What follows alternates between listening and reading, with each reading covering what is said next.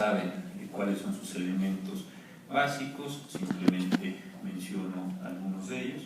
En el artículo 16 el arraigo, la facultad de acceder a información clasificada en casos de delincuencia organizada, en el 19 lo relativo a la prisión preventiva de estos delitos, en el 20 los derechos del imputado,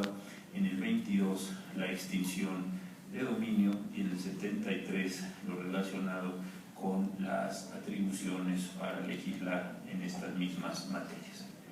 Yo creo que esta reforma del 18 de junio del 2008 tuvo un elemento de enorme, me atrevo a decir yo, contradicción filosófica. Como todos ustedes saben, es el momento en el que dos proyectos que me parece tenían dos filosofías distintas, una de estas de lo que hoy se domina, me parece, con una palabra que se utiliza con una enorme generalidad y con un muy poco definido sentido dogmático, el garantismo, y la construcción sobre ese garantismo de todo el sistema acusatorio, los juicios orales. Y por otro lado, una reforma, una iniciativa presentada por el presidente de la República, en la cual pues sí tenía una filosofía distinta, me parece una filosofía punitiva, mucho más fuerte para estos mismos efectos de combate a la delincuencia. Creo que el encuentro entre estas dos iniciativas y el intento por generar una solución intermedia, ecléctica, mezclada, mixta, en fin, como cada quien le quiera denominar, pero bajo esta idea, pues produjo algunas consecuencias o algunos efectos que desde mi punto de vista pues nos están resultando complicados en su administración. No es del todo compatible, me parece, pensar por un lado en que vamos a generar esta reforma,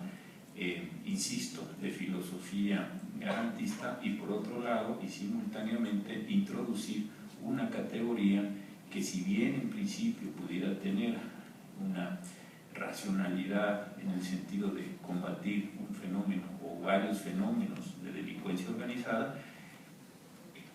genera la tentación, me parece, de ir extendiendo esa lógica misma de la delincuencia organizada hacia fenómenos que no lo son. O, aún más grave,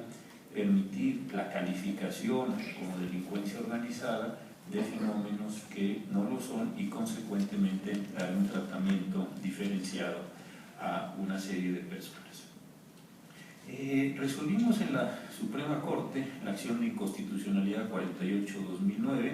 esto fue el 14 de abril del 2011, y aquí tuvimos, yo creo que un primer problema importante. Esta es una resolución que se tomó a cuento de una acción de inconstitucionalidad promovida por la CNDH, y se analizaron diversos preceptos, entre ellos que tenían que ver con la ley de la Policía Federal. Un primer punto que me parece interesante fue el combate a la constitucionalidad de los artículos 8º, fracción 7ª y 10ª, fracción 12ª de la ley de la Policía Federal, y en particular lo relativo al artículo 10, en donde se dijo que eran atribuciones del Comisario General de la Policía Federal, fracción 12ª, autorizar, previo acuerdo con el secretario, operaciones encubiertas y de usuarios simulados para desarrollar operaciones de inteligencia para la prevención, se entiende desde luego, que de los delitos. Aquí la cuestión que me pareció delicada es que en el argumento de la mayoría de los ministros de la Suprema Corte, otros votamos en contra, me parece que se empieza a establecer una muy tenue diferenciación entre el principio de legalidad y, adicionalmente, lo que podría ser la facultad reglamentaria del presidente de la República para el efecto de determinar que estas operaciones encubiertas no son inconstitucionales. Básicamente, lo que se está diciendo en esta situación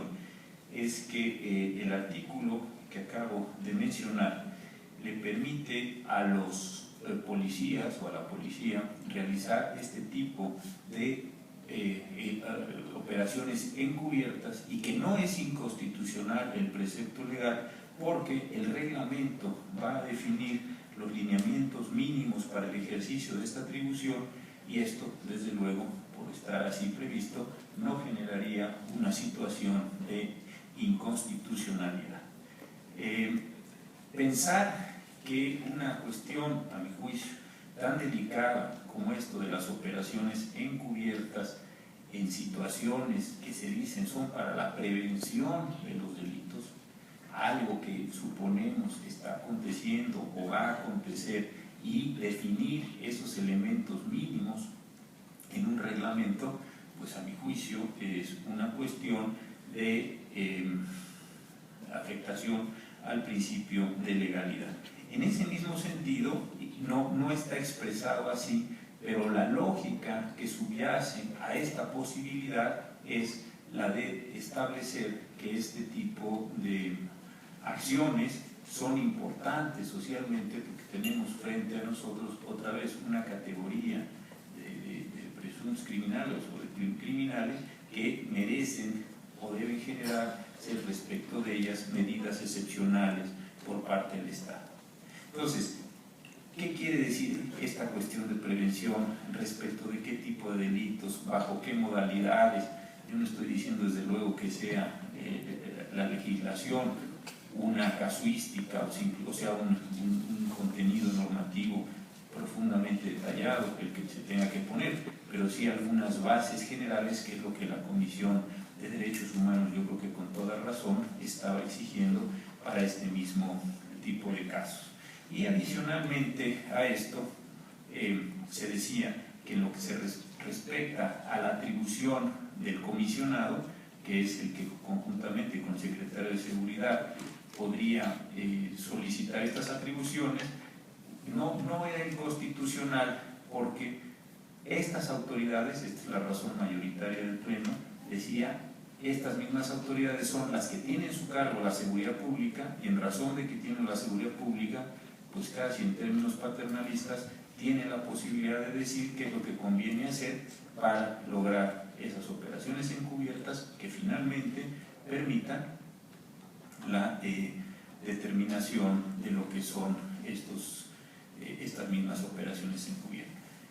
Dicho de verdad con mucho respeto, creo que aquí se presenta una condición bastante circular, en el sentido de la ley no tiene por qué decirlo todo. Esto puede ser establecido en el reglamento, a pesar de que las operaciones encubiertas potencialmente pueden ser muy disruptivas de derechos humanos. Y en segundo lugar, hay un otorgamiento, una cesión de atribuciones a los encargados de la policía, porque precisamente son esos, los encargados de la policía, y la policía pues es eso, el encargado del orden, y pues cómo se va a cuidar el orden si no se les permite que haga lo que la ley misma está diciendo que haga. Entonces creo que son dos argumentos circulares, e insisto, no se trata tanto aquí de ver las resoluciones, sino de ver que hay un trasfondo, a lo mejor ideológico, en el sentido de decir de qué otra forma podemos enfrentar este tipo de situaciones de gravedad si no es mediante el otorgamiento de atribuciones más amplias a las autoridades policiales.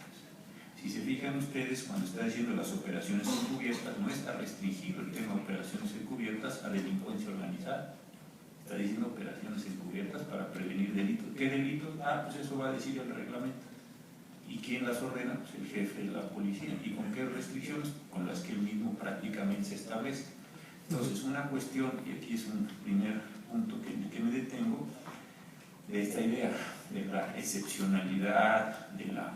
humedad, déjenme ponerlo así en una metáfora de cómo se van incorporando estas cuestiones. Creo que es delicado que a cuento de la delincuencia organizada potenciemos estas mismas posibilidades de la policía y estemos generando una situación donde no queda ya muy claro el tema mismo que se está enfrentando. El segundo caso, que me parece también sumamente delicado, en este ya hemos tenido algunas decisiones y otras que tendremos que tomar, es lo relativo